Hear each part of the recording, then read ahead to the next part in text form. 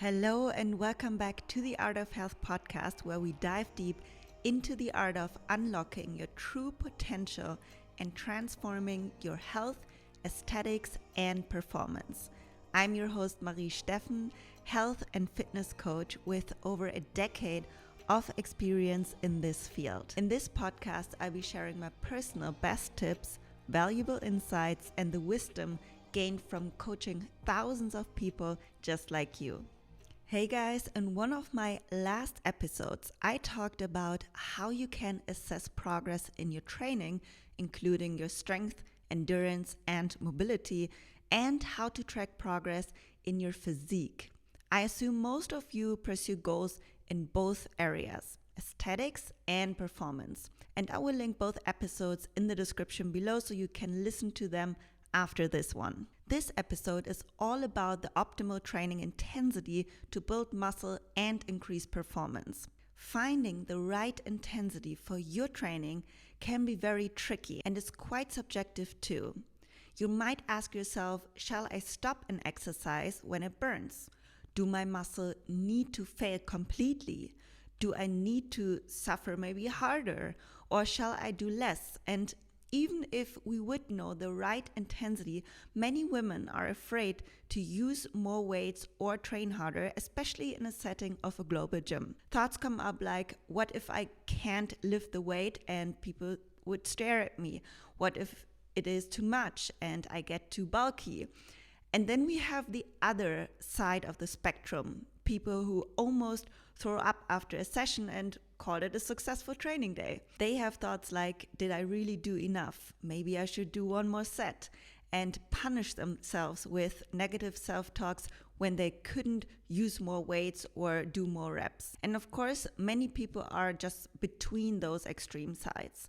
That's why I want to discuss with you today what indicator you can use for optimal training intensity and reveal the signs that tell you whether you should train harder or less intense for better results. First, I want you to walk through the obvious signs that tell you that you are training at a too high or too low intensity. Signs you're training at a too low intensity are, for example, you are afraid to add more weight, or you are afraid to gain too many muscle, or you are rarely sore. You're not feeling exhausted during or after your training session, or you're not getting stronger.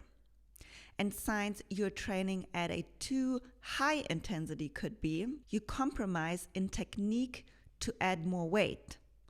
You're often injured or feel some type of discomfort. You need more than 48 hours to recover from a workout.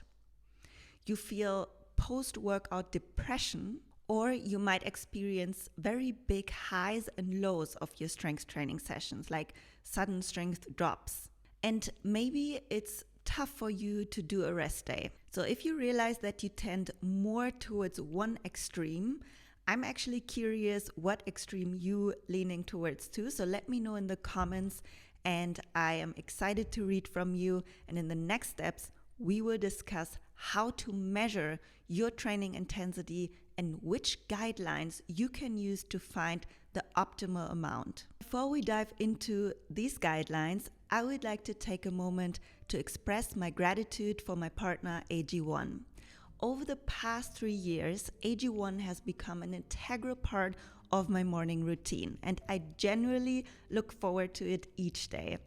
My journey with AG1 began when I was on the quest for a truly foundational supplement that not only tasted great, but also offered the convenience without the need for swallowing pills. I was seeking a high-quality product that could provide me with all the essential nutrients to kickstart my day feeling at my best. That's when I discovered AG1, a science-driven blend of vitamins, minerals, good bacteria, antioxidants, and whole food source ingredients. After personally experiencing the remarkable benefits of AG1, I'm thrilled to have them as a sponsor of this podcast. My morning rituals involves mixing AG1 with a scoop of chocolate protein powder and cold water. Because I'm such a routine person, my husband and I travel quite frequently, and I ensure to carry AG1 with me wherever I go. It gives me the confidence that I'm supporting my energy, metabolism, focus, and oxidative stress resilience of my cells. So I'm lucky to tell you that I have for you as my listener or viewer a special offer. So you can access AG1 along with free AG1 travel packs and vitamin D3 and K2 drops through the link provided in the top right corner of this video or in the description and show notes of the audio podcast. Vitamin D and K is especially valuable during those darker days when we don't receive as much sunlight. Additionally, AG1 is suitable for a wide range of dietary preferences, including vegan, gluten-free, egg-free, sugar-free, nut-free, and dairy-free diets. So you can enjoy its benefits knowing it aligns with your dietary choices. But now back to today's topic, measuring and finding the optimal training intensity for you.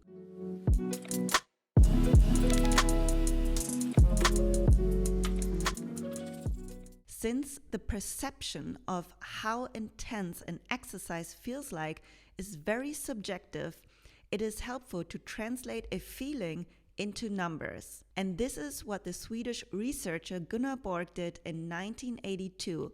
He invented the Borg scale, also called the RPE scale, the abbreviation for rate of perceived exertion. Or you can also use the equivalent RIR scale, rest and reserve.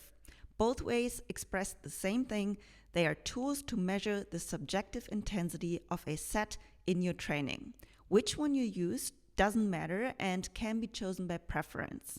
The RPE and RIR scales ranges from 0 to 10. I also talked about the scales in my How to Assess Progress episode, but today I want to dive deeper into which RPE we want to stay at most of the time.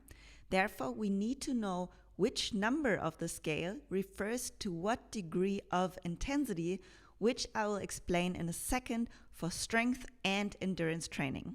Related to strength training, an RPE 10 means you could not have done more reps or weight. RPE 9 equals you could have done one more rep, so you had one more rep in reserve. That's where we can choose to give a set a rating in RPE 9 or RIR 1. It's really just a matter of what expression you prefer. RPE 8 says you could have done 2 more reps. RPE 7, you could have done 3 more reps. RPE 6, you could have done 4 more reps. RPE 5, you could have done 5 more reps. And RPE 1 to 4 is a very light effort where it is almost impossible to guess reps left in reserve. You can use this scale for many types of strength training, body weight or with weights, but this scale is also something you can use in endurance sports. So transfer to endurance training, an RPE 0 means you're obviously at rest. At an RPE 1, you're breathing restful and could sing essentially. RPE 2 is when you can talk in complete sentences. An RPE 3 is a breathing that you can maintain for hours. And at RPE 4, talking first becomes broken. At RPE 5, heavier breathing begins. And at an RPE 6, you take deep breaths and talking is avoided. RPE 7 refers to deep, forceful breathing, but it's still sustainable for you. And RPE 8 expresses an intensity where you cannot talk and it cannot be maintained beyond a few minutes. RPE 9 is when you're breathing very labored or breathless and is sustainable for only approximately 1 minute.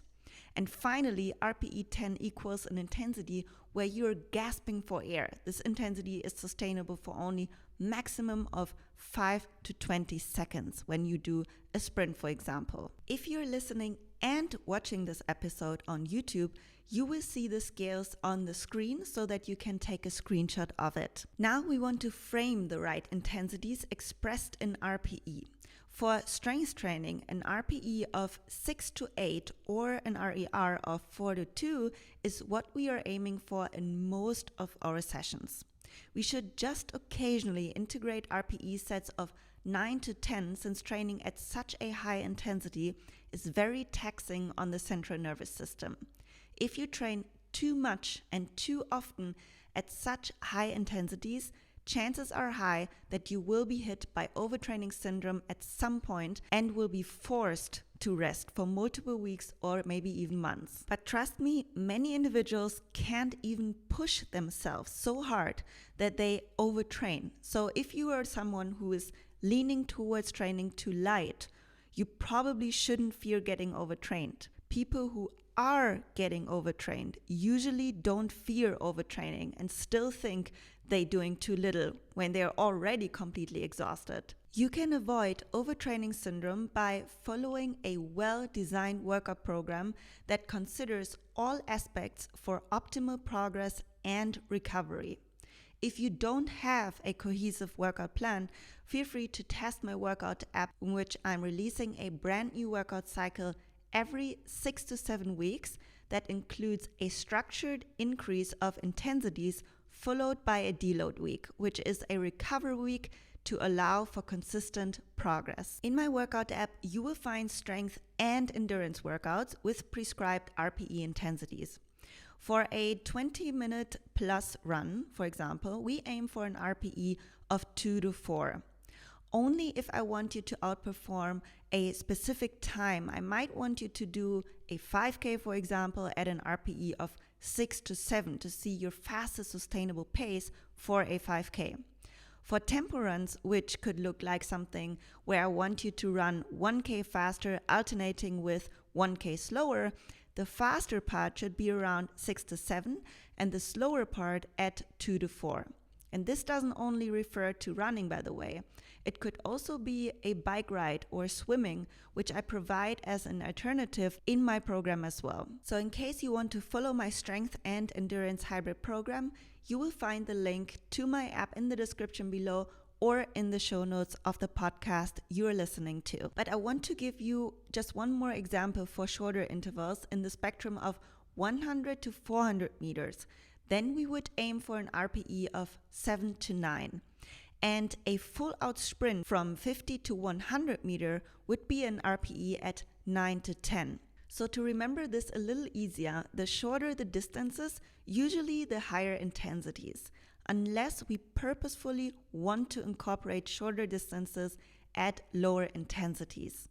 But if that's the case, then this should be explained in your workout. I know this sounds like many numbers for now, but take the screenshot next time into your training and just play around with it, and you will see how quickly you get better at rating your training intensity. This helps you to compare your performance and see progress better, because maybe in your next session or after a few weeks, the same weight performed with the same number of reps feels like a lower RPE, meaning easier, which is a sign of your body adapting and getting stronger, or improved endurance. Now, if you are a beginner, it will be challenging to use the scale right away.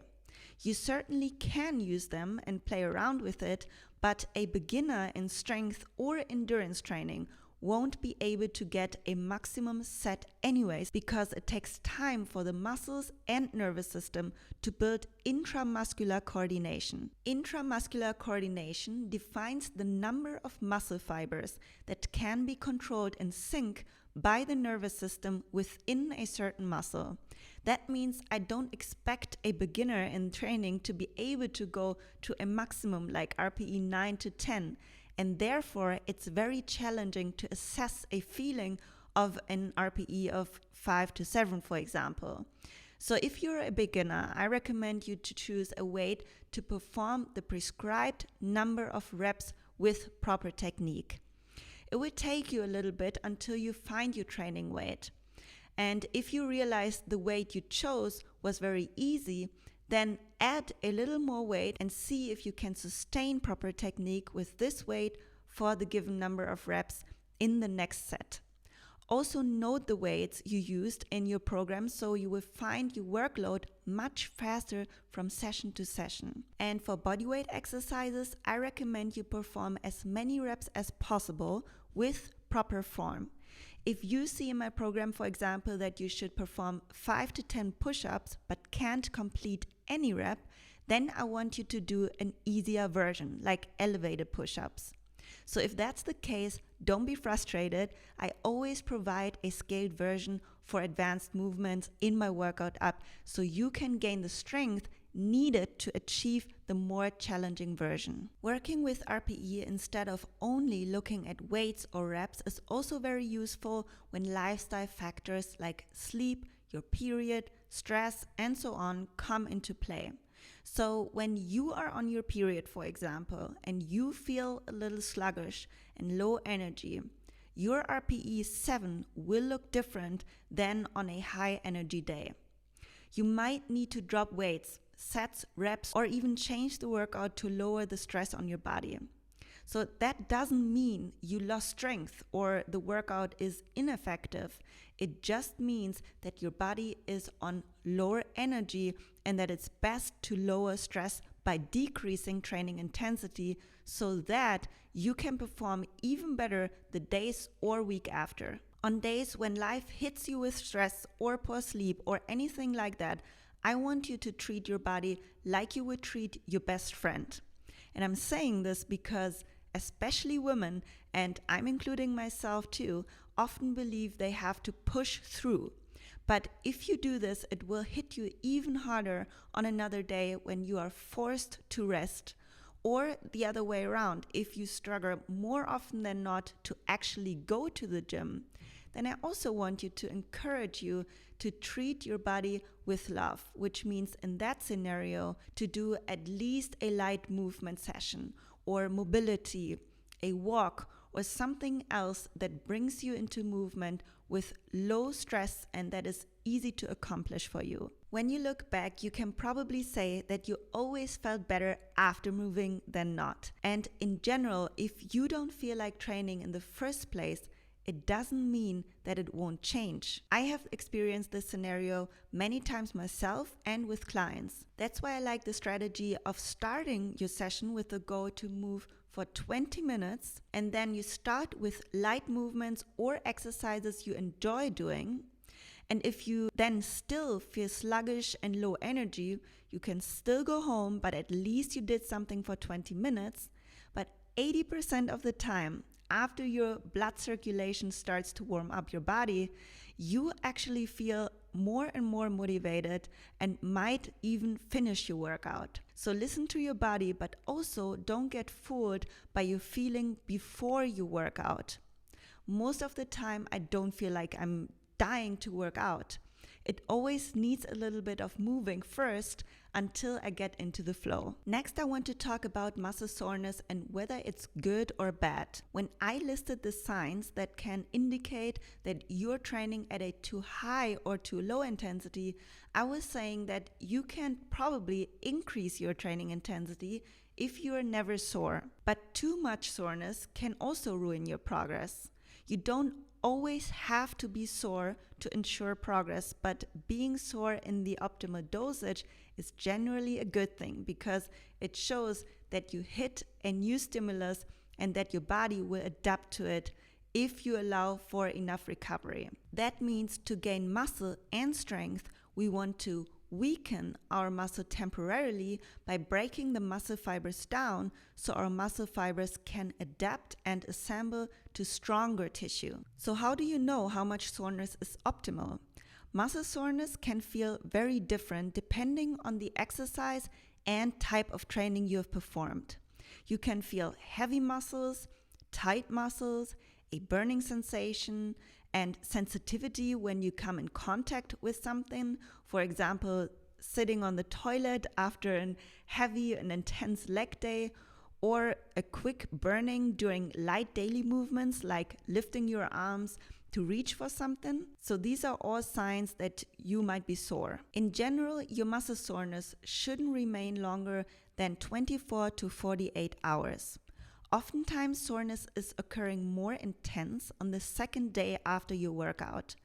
If soreness stays longer, it means you probably did too much. Based on these experiences, you can adjust your training intensity, but it will never be completely perfect because controlling everything to our desired outcome is impossible.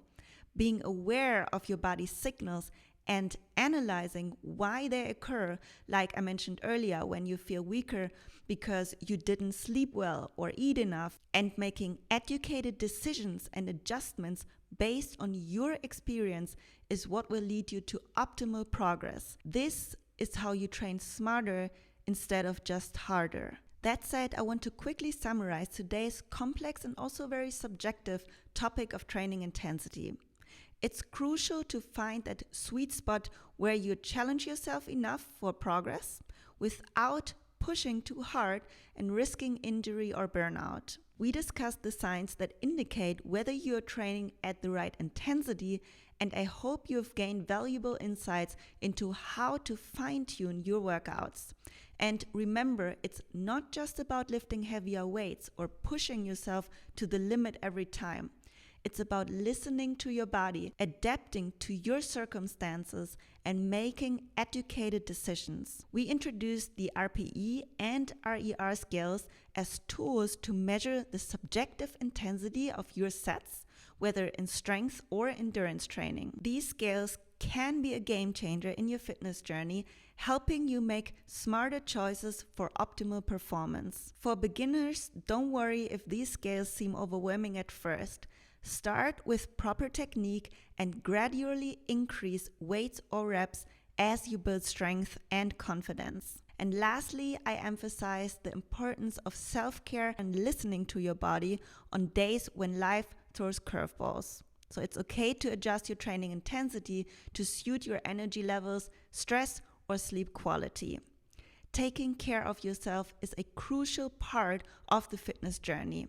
And I like the quote, "Taking care of yourself is productive." Remember, progress in fitness is a journey, not a destination. So keep listening to your body, stay consistent, and most important, have fun. So if you found this episode helpful, please share it with your friends, family members, or followers. Your support really means the world to me. And stay tuned for my next episode. Until then, take care, train smart, and thanks for listening.